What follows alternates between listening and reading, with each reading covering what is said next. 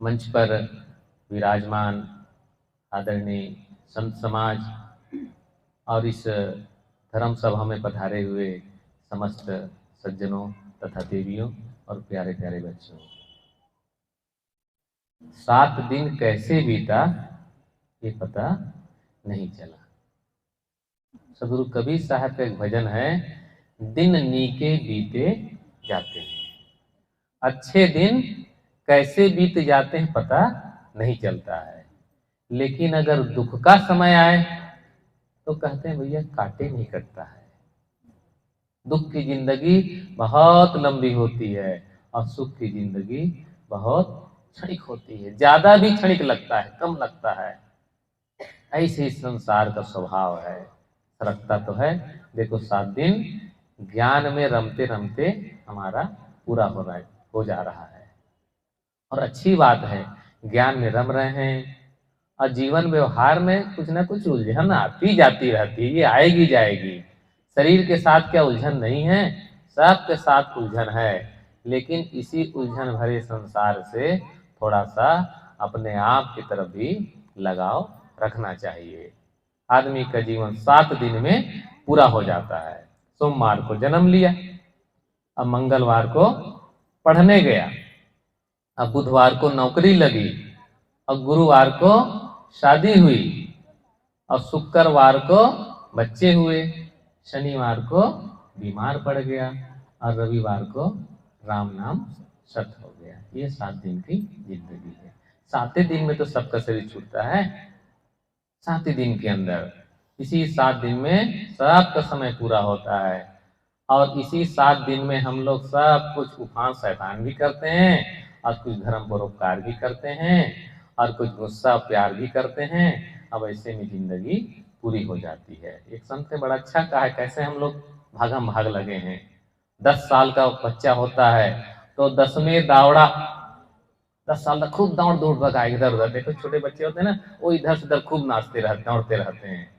तो बड़ों को थोड़ा सा लगता है देखो सत्संग डिस्टर्ब कर रहे हैं, तो उनकी ऊर्जा इतनी होती है कि वो 10 तक दौड़ते रहता है। तो 10 में दावड़ा और 20 में मावड़ा। 20 साल की उम्र हो गई तो लड़की है तो लड़के की तरफ चटक मटक, और लड़का है तो लड़की की तरफ, बस एक दूसरे का आकर्षण। तो 10 में दावड़ा, 20 में बावड़ा, और 30 में तीखा हो गया। तीखा कड़कड़ बोलता है, क्योंकि उसकी जवानी की ऊर्जा है। तो तुम क्या समझते हो मेरे को? पिता को भी डांटेगा, मम्मी को भी डांटेगा, बहन को तो पूछना ही नहीं है, उसको थापड़ा पर लगाते रहता है। तो 30 में तीखा। लेकिन 40 की उम्र होते होते तक 40 में 40 में फीका, 40 में फीका, और 50 में पाका, और 60 में थाका, और 70 में बिस्तर, 80 में लस्सी, 90 में डब्बा। डब्बा मतलब वो कार्टून खाली हो जाता, कहाँ फेंकते? गोदाम में फेंक दो पीछे, तो डब्बा हो गए। 90 साल गए बूढ़ा, पीछे जा बैठे रहो, ऐसे कहते हैं ना। और 100 में 100 हो गए मुर्दा, 100 में 100 हो गए। 100 की जिंदगी पाए तब, अब नहीं तो थोड़े में बीच में राम नाम सत हो जाता। देखो 7 दिन हम लोग का पूरा होने जा रहा है। ऐसे सब का पूरा होने वाला है। अच्छे दिन बीतेंगे और बुरे दिन आएंगे, वो भी बीतेंगे। लेकिन सबके लिए तैयार रहना चाहिए, सब समय के लिए तैयार। ऐसा नहीं कि खाली नीके नीक आएगा, नीक भी आएगा और फीक भी आएगा, दोनों है। जब दिन होता है तो रात होती है, रात होती तो दिन होता है। ये नियम है। ऐसे ही सुख आएगा, दुख आएगा, बालपन बीता, जवानी आई, अधेड़ आया, बुढ़ापा आया, और अंत में धीरे धीरे जो शरीर की गति वो होगा। ऐसे धीरे धीरे हमारे मन को मजबूत थोड़ा बनाना चाहिए। मन का ही तो मानना होता है। मन से मान लो तो अपना है, और मन से ना मानो तो कुछ अपना नहीं है। एक आदमी था, बहुत गरीब था। तो गरीबी थे तो बाहर विदेश कमाने के लिए वो चला गया। जब गया तो उसका बच्चा बहुत छोटा था। तो छोटा बच्चा था, वो गया विदेश तो 15 साल नहीं लौटा। बच्चा धीरे धीरे बड़ा होता है। मम्मी से पूछता, माँ स्कूल पढ़ने जाता, बच्चे पूछता, अरे ये बिना बाप का बच्चा है, बिना बाप का बच्चा है, लड़का है। तो बड़ी उसको पीड़ा होती थी, अरे सब लोग मेरे को बिना बाप के कहते हैं। पूछता घर में आकर के, मम्मी मेरे पापा कहाँ हैं, मेरे पिताजी कहाँ हैं? कहे बेटा कमाने गया है। तो कब आएंगे? तो पता नहीं कब आएंगे, कोई चिट्ठी पत्री की जमाना, फोन का जमाना नहीं था। ऐसे करते करते 15 साल बीत गया। बहुत उसको पीड़ा, कहा मैं अपने पिता को खोज में जाऊंगा, मैं मुझसे मिल के रहूंगा। तो स्टेशन में बैठा और पहुंच गया लखनऊ स्टेशन, वहां पर बदलना था। अब संयोग से उसका पिता भी जहां था वहां से चला कि भाई 15 साल बीत गया, हमारा बच्चा भी 15 साल का लगभग हो गया। घर की याद आने, रुपया पैसा कमाया, धन धान संपन्न हो गया, सेठ भी हो गया। वो भी उधर से बैठा तो संयोग से स्टेशन लखनऊ में वो भी उतरा। अब उतरा तो वहीं गाड़ी चेंज होना था, तो अपना मुसाफिर खाना में बढ़िया कमरे में, पैसा वाला था तो वो कमरा ले लिया। अब ये बच्चा गरीब था तो बाहर ऐसे पड़ा रहा। ठंड का दिन था तो ठंडी के मारे कपड़े लते थे तो कांपता था, खांसी आती थी, सर्दी जुकाम उसको हो गया। तो बार बार खांसे तो अंदर उनका पितापन जानता नहीं था कि मेरा बच्चा है, वो नहीं जानता था कि मेरा पिता है। तो चपरासी बोला, ए कौन खांसता है जी, नींद खराब करता है। कहे हुजूर एक बच्चा लड़का है, वो ठंड से कांप रहा है, उसको सर्दी जुकाम हो गया है, क्या उसको बाहर करो, नींद में खाएगा। कहे बच्चा है, पड़ा रहने दीजिए, ठंडी का दिन है। कहने इसको बगल करो, नहीं तो मैं बाहर हो जाता हूँ। अब वो पैसा पाया तो भाई क्या करे, वो बच्चे को बाहर कर दिया। रात भर बेचारा बच्चा किसी तरह काटा। अब सुबह हुई तो वो कांप रहा था बिल्कुल, खांसी के मारे, उसको बुखार भी चढ़ गया था। और दतौन की रास करने के बहाने निकला बाहर, तो देखा वही कांप रहा है बच्चा। तो ए बच्चे, तुम ही क्या खांस रहे थे, रात भर मेरी नींद खराब किए। हाँ बाबूजी मैं ही था, ठंडी लग गई थी। तो क्या नाम है, बताया अमुक नाम है। कहाँ रहते हो, अमुक गांव। उसको लगा, अरे तो मेरा ही गांव है। तो कहाँ जा रहे हैं, मैं अपने पिता की खोज में जा रहा हूँ। ऐसा बता, क्या नाम है तुम्हारे पिता का। तो माता ने बताया। ओ जैसे सोचा मेरा ही बेटा है, ओ लपट करके रो पड़ा। अरे कि बेटा मैंने तुमको कष्ट दिया, परेशानी दी, अब देखो जब तक याद नहीं था तब तक मेरा कुछ नहीं था। जैसे उसको हो गया कि मेरा है, बस वो एकदम पीड़ा से भर गया, उसको दिल से लगा लिया, रोने लगा कि मैंने क्या किया ऐसा करके। तैसे मन से मानो तो अपना है, अब मन से न मानो तो कुछ किसी का नहीं है। कोई किसी का नहीं, संसार में भी देखो कोई किसी का थोड़े है। जब तक संबंध है तब तक अपना है, और नहीं संबंध है तो कोई किसी का नहीं है। अध्यात्म की भाषा में कहें तो शरीर ही मेरा नहीं है, शरीर ही मेरा नहीं है। आत्मा अलग है और ये शरीर अलग है। जैसे गाड़ी होती है तो गाड़ी अलग होता है, गाड़ी का चलाने वाला ड्राइवर अलग होता है। तो गाड़ी का भोजन क्या है, तेल पेट्रोल इंजन में डाल तो चलता रहेगा। और ड्राइवर का भोजन तेल पेट्रोल थोड़े है, उसको तो पूरी सब्जी और वो आलू की टिक्की और गुपचुप और क्या सब खिलाना पिलाना पड़ता है। स्वाद ले ले करके खाता है। अब मोटर को थोड़े डाल दोगे, गुपचुप डाल दो भैया थोड़ा गुपचुप खा लेगा, है पानी पूरी खा लेगा, ऐसा थोड़े है। उसका अलग खुराक है। ऐसे आत्मा की अलग खुराक है। आत्मा शांति चाहती है, शरीर को खुराक दे दिए लेकिन आत्मा को खुराक नहीं देते हैं। आत्मा को खुराक क्या है, ये शांति, सत्संग, जिसमें सुकून मिले, जिसमें सुकून मिले वो शांति का रास्ता, यही आत्मा का भोजन है। ये दया, क्षमा, करुणा, प्रेम, सहिष्णुता, ये सब आत्मा की खुराक है। इसी को हम लोग भूल गए हैं। इसी को बल्कि बढ़ाना चाहिए, इसी को पनपाना चाहिए, इसी की खेती करना चाहिए। तो वो खेती दूर हो गई है और बाहर की खेती ज्यादा बढ़ गई है। ये आत्मा का भोजन का भी हम सबको ख्याल रखना चाहिए। पूज्य साहब जी एक बहुत सुंदर कथा सुनाते हैं। एक बार एक आदमी गया बाजार, तो किनारे किनारे गया बाजार, तो एक बहुत सुंदर जगह थी। वहां पर देखा तो एक भगवान की दुकान लिखा था। क्या लिखा था, भगवान की दुकान। अरे मैंने कभी देखा ही नहीं भगवान की दुकान कहाँ पर होती है। वो सोचा मूर्ति वाली होगी। तो अंदर गया तो कहीं कुछ नहीं दिखा। फिर अंदर गया तो बड़ा भारी हाल था, एकदम बढ़िया सजाया हुआ था। तो और अंदर गया, वो बड़े बड़े बढ़िया बढ़िया मूर्तियां भगवान की लगी हुई थी। तो इतने में एक आदमी वहां का सेल्समैन आ गया, कोई नहीं था, अकेला था, और इतनी सुंदर सुंदर बढ़िया बढ़िया सामान मूर्तियां लगी थी। तो कहा कि भाई साहब क्या है, भगवान की दुकान। हाँ हाँ बिल्कुल भगवान की दुकान है। तो क्या दिखा सकते हैं, कहा बिल्कुल दिखा सकते हैं। वो अंदर लेके गए, अंदर पर अंदर वो खूब बड़ा भारी एकदम विशाल वो बाजार, और बड़ी बड़ी अच्छी अच्छी मूर्तियां सब लगी हुई थी। तो आदमी ने पूछा क्या भैया बिकाऊ भी है। कहा हाँ बिल्कुल बिकाऊ है। कहे कितना ले सकते हैं, एक दो चार। कहे जितना चाहो उतना ले सकते हैं। कहे रुपया कितने का है। कहे ये सब फ्री का है, ये सब फ्री का है। तो कहे अच्छा, तो क्या मैं ले सकता हूँ? कहा बिल्कुल ले सकते हैं। तब वो गिनती लगाया, हाँ अपने पत्नी के लिए इतना लूंगा, बेटे के लिए इतना लूंगा, भाई के लिए इतना, मित्रों के लिए इतना, गिफ्ट पैक कराते हैं ना। तो कहे ठीक है ठीक है। तो ये क्या क्या क्या क्या नाम है? कि ये दया है, ये क्षमा है, सत्य है, धीर है, विचार है, विवेक है। तो 12-12 पीस दे दीजिए, दर्जन दर्जन बांध दीजिए। तो 12-12 पीस का अच्छा ठीक बैठिए, मैं लेकर के आता हूँ। लेके अंदर गया और छोटी सी डिबिया ला करके उनको दिए। कहे अरे कहे इतनी बड़ी बड़ी मूर्तियां और इतना बड़ा बड़ा, वो छोटी सी डिबिया में कैसे आ गया? ये तो आ नहीं सकता है। कहीं इसमें सब आ गया है, सब 12-12 पीस है। लेकिन ये हम लोग बीज बेचते हैं, बीज हैं, ऐसे थोड़े कि पेड़ बेच देंगे, पेड़ थोड़े होता है। कहीं बिरवा लेने जाए आम का बिरवा तो कैसे होगा? छोटा ही तो होगा, बड़ा पेड़ थोड़े बिकेगा। ये बिरवा है, बिरवा हम लोग बीज दे दिए हैं।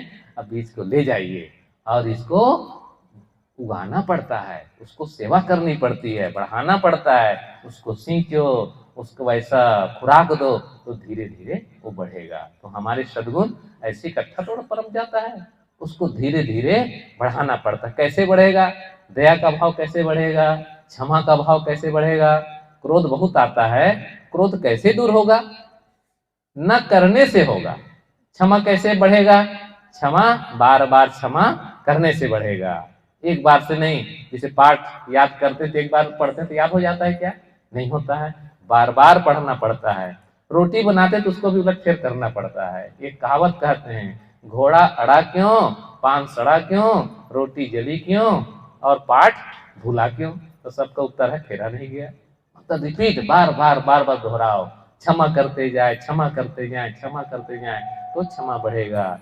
दया करते जाए, दया करते जाए, करते जाए, तो जो है दया बढ़ेगा। हम भले गिरेंगे उसमें, कई बार भूल जाएंगे, कई बार भटक जाएंगे, कई बार असंतुलन हो जाएगा, लेकिन बार बार उसको करते रहने से धीरे धीरे प्रगति होगी। जैसे छोटा बच्चा होता है, तो छोटा बच्चा जब शुरू में चलना सीखता है, तो आप लोग उंगली पकड़ करके सिखाते हैं चलने के लिए, वो ढकेल गाड़ी बना देते हैं। आजकल तो बढ़िया बढ़िया सब गोल गोल गाड़ियां बनने लगी है। अब पहले तो 3 टांग वाली गाड़ी बनती थी, पकड़ा देते थे, बच्चा चलता था। लेकिन गिर गिर जाता था कई बार, तो गिरने के बावजूद वो सीखता क्या था? सीखता था चलना।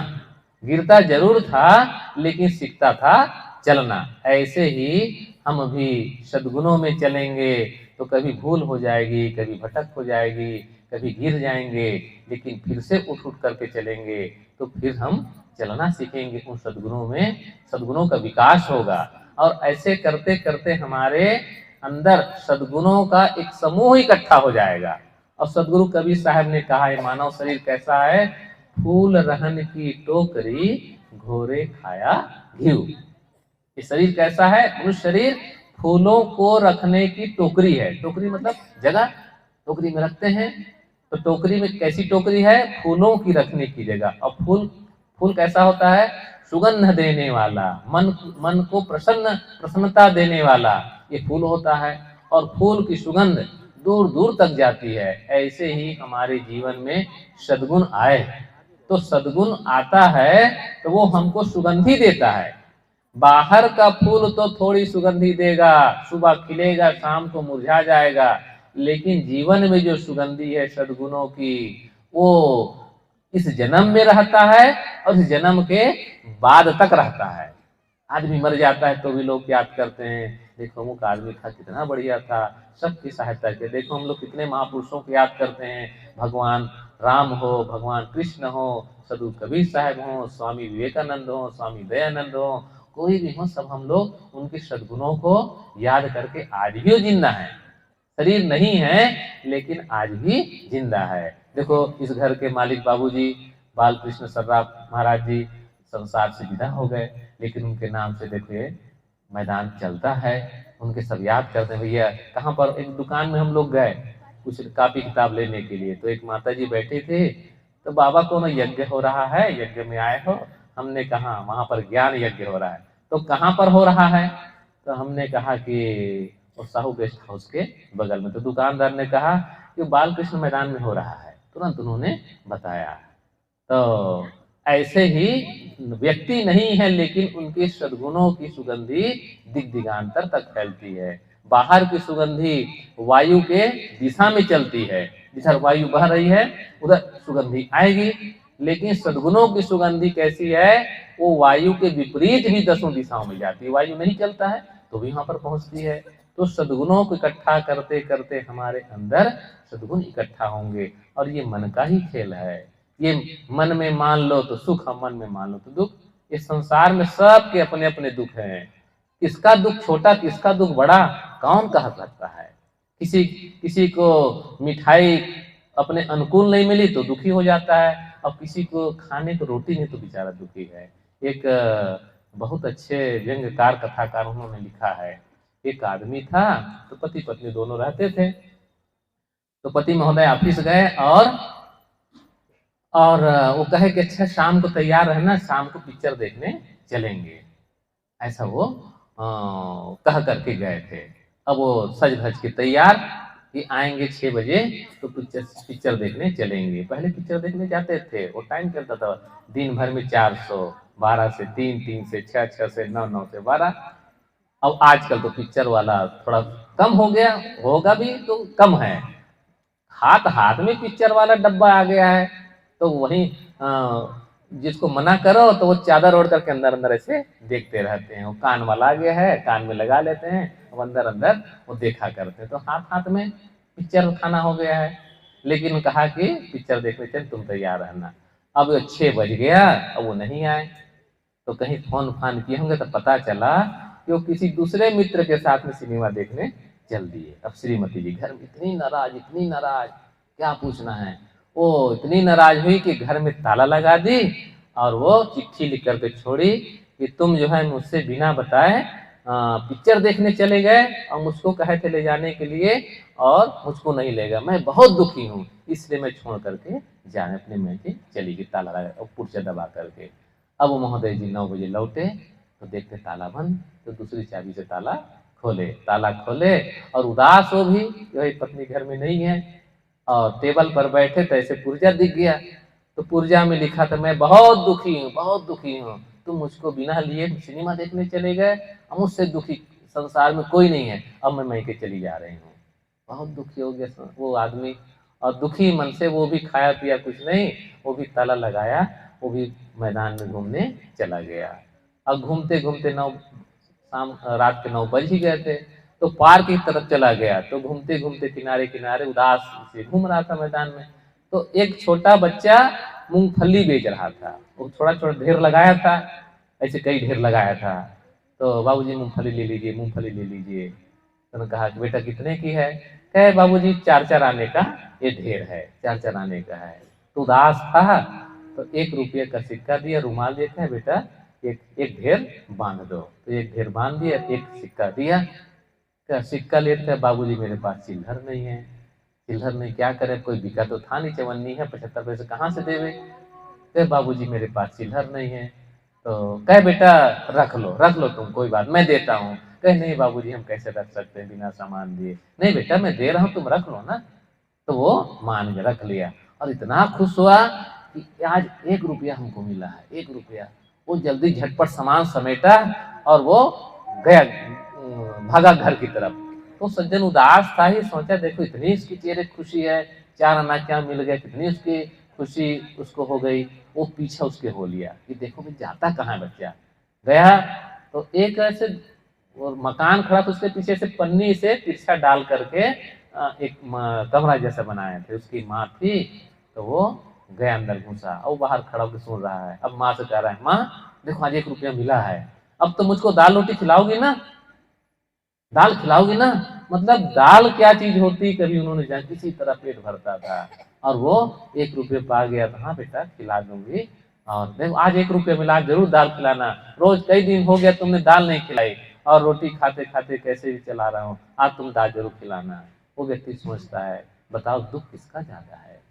उसको सिनेमा नहीं ले गए, उसका दुख इतना बढ़ गया कि घर छोड़ करके वो मैके चली गई, और ये बेचारा 1 रुपया क्या पा गया, उसको जानो संसार मिल गया। तो दुख किसका बड़ा है, जिसका जैसा मान लो दुख छोटा बड़ा होता चला जाता है। मन का ही तो खेल है। मन ने मान लिया तो दुखी हो गए। अपने मन के अनुकूल नहीं होता, बस दुखी हो जाते हैं। मेरे मन के अनुकूल हो जाए, कहाँ तक अपने मन के अनुकूल होगा? कोई कभी मन के अनुकूल नहीं होता है। हम चाहते हैं कि पानी न गिरे, और गर्मी का दिन है और फसल लगी है, पानी न गिरे, लेकिन प्रकृति महाराज का पानी गिर जाता है। देखो अभी 3-4 दिन पहले आंधी तूफान और मौसम बिगड़ गया था। आज जब घबरा रहे थे, साहब थामे रखना, हमारा योजना सफल हो जाए, तब जो भी हो, किसान सोचते कि हमारी फसल बर्बाद ना हो। तो मेरे मानने से थोड़े हो जाएगा, मेरे मानने से न गिरने वाला है न रुकने वाला है। हमारे मन का जैसे जैसे होता है, मन के अवरुद्ध हो गया, मन के अनुसार नहीं, बस दुखी हो जाते हैं। मन से ही हम लोग सबसे ज्यादा दुखी हैं। एक संत ने लिखा है, मन के तन के दुख का था नहीं, मन का दुख अत्यंत। कोई ठिकाना ही नहीं कितना दुख था, दुख है। और मन की तो पूछो मत, थोड़ी थोड़ी बातों में हम लोग दुखी होते रहते हैं। ये मन ऐसा फोड़ा है, जैसे थोड़ा छू जाए ना तो इतना दर्द करता है। जैसे हाथ पर चोट लगी है तो रास्ता चलते इधर बात व्यवहार करते ठोकर लग जाती है, इतना दर्द होता। कहते क्या बताएं, लोग मेरे को जानबूझ करके मेरे को चुभाते रहते हैं, सिर टकराते रहते हैं, और न वहां पर दर्द होता तो कितनी बार वहां रगड़ता रहता, कुछ फर्क नहीं पड़ता है। ऐसे ही है, हमारा मन दुखी है अंदर से, तो थोड़ा कोई छू लेगा बस वो दुखी हो जाते हैं। थोड़ी थोड़ी बातों में हम दुखी होते जाते हैं, और मन के अनुकूल नहीं हुआ, बस उसी में पता नहीं, मतलब इतना ऐसा भी काम कर बैठते हैं जिसको दुनिया कहती क्या बताएं, छोटी सी बात पर इतना बड़ा उन्होंने काम कर दिया। एक सच्ची घटना है इलाहाबाद की, और हम जहाँ हम लोग रहते थे कबीर आश्रम, उसके पीछे प्रीतम नगर में ही एक माँ को बच्चा हुआ, पहला बेटा हुआ उसको। और पहला बेटा हुआ तो उनके छठी संस्कार में उसके घर वाले उसके लिए साड़ी लेकर के आए। भाई पहला बेटा है तो उसके स्वागत सत्कार थोड़ा ज्यादा होता है, तो उसके लिए साड़ी खरीद करके लाए। तो साड़ी उसके पास पहुंचाया गया तो देखी तो एकदम नाराज हो गई, और वो सोचा कि मेरे को बेटा हुआ, साड़ी मेरे को कम कीमत वाली ला के दी, चाहे 2-4 हजार की चाहिए होती तो 1000 भर की रही होगी। तो वो मन के अनुकूल की साड़ी नहीं मिली, इतनी दुखी हुई, उसी साड़ी का फंदा बना करके पंखे में वो झूल करके मर गई। बताइए, साड़ी बड़ी हो गई, जीवन छोटा हो गया। साड़ी पहनने भर का तो था, तन तन का ढक जाता, बस शरीर रहता तो पता नहीं कितनी कितनी साड़ियां मिलती, उनके बेटा होता। अब बेटे का भी मोह छूट गया एक साड़ी के नाते। कैसा हम लोग का मन है। खाली एक माँ की बात नहीं है, हम लोग भी उसी श्रेणी में हैं। थोड़ा किसी ने पूजा सम्मान नहीं दिया, किसी ने थोड़ा ऊंचा नहीं बैठाया, मन हमारा दुखी हो गया। किसी ने थोड़ा प्रेम से नहीं बोला, किसी ने थोड़ा ललकार करके बोल दिया, रे तू करके बोल दिया, और हम इतने दुखी हो जाते हैं कि क्या कहना है। ये सत्संग इसी मन को थोड़ा मजबूत बनाता है। मजबूत बनो मन से। ये सबका अपना अपना मन है, और सब अपने अपने ढंग से सोचते हैं, सब अपने अपने ढंग से करते हैं। तो उसमें ऐसा मन बनाए, अच्छा उसका जैसा मन है वैसा कर दिया।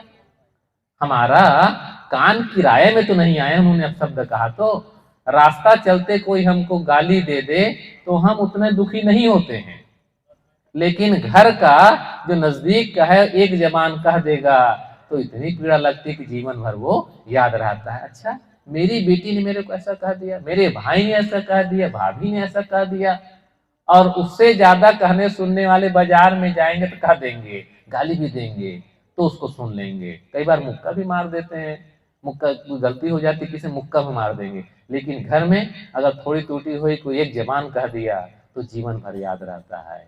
कि जैसे हम बाहर सह लेते हैं ऐसे घर में भी सह लें तो क्या पूछना है। जब तक मन में सुकून नहीं रहेगा, ईश्वर की बात, परमात्मा की बात, भगवान की बात ये उतरेगी नहीं। जिसके मन में प्रसन्नता होती है उसी के अंदर भगवान का अवतरण होता है। प्रसन्न चित्ते परमात्म दर्शनम, प्रसन्न चित्त में ही परमात्मा का दर्शन होता है। अगर चित्त में प्रसन्नता नहीं है तो भगवान का दर्शन होने वाला नहीं है। भगवान का दर्शन चाहते हैं तो कम से कम मन में प्रसन्नता तो लाएं। प्रसन्न मन होगा तो सब अच्छा अच्छा लगेगा। अब मन प्रसन्न नहीं है, भगवान भी खड़ा है, देवी देवता भी खड़े हैं, हमारे स्वजन भी खड़े हैं, तो भी मन हमारा अच्छा नहीं लगेगा। मन प्रसन्न है तो छोटी छोटी बातों में भी हम प्रसन्न रहेंगे। इसलिए ऐसा भाव रखें कि सत्संग में जा करके हमारा मन मजबूत बने और प्रसन्नता का कारण खोजें, और प्रसन्न भाव से रहेंगे तो जरूर हमको परमात्मा का दर्शन होगा। मैंने कुछ बातें आप सबके समझ कही कि मन हमारा ऐसा हो कि सुंदर लगे। जिसका मन सुंदर होगा उसका जीवन भी सुंदर होगा। छोटी छोटी बातों में न रिझें न खींचें, थोड़ा सा मजबूत बनाएं। इसी के लिए सत्संग है, भक्ति का धार है, कथा है और संत जन ज्ञान की वाणी इसीलिए कहते हैं, ताकि मेरा मन मेरे साथ में है तो दूसरा को नहीं सुधारेगा, सुधारेंगे हम प्रेरणा देने वाले संत होते हैं। पूज्य साहेब जी विराजमान हो चुके हैं। इसके पहले हमारे संत सुमेंद्र साहब से निवेदन है एक सुंदर सा भजन रखें, उसके पश्चात पूज्य साहेब जी के विचार हम लोग श्रवण करेंगे।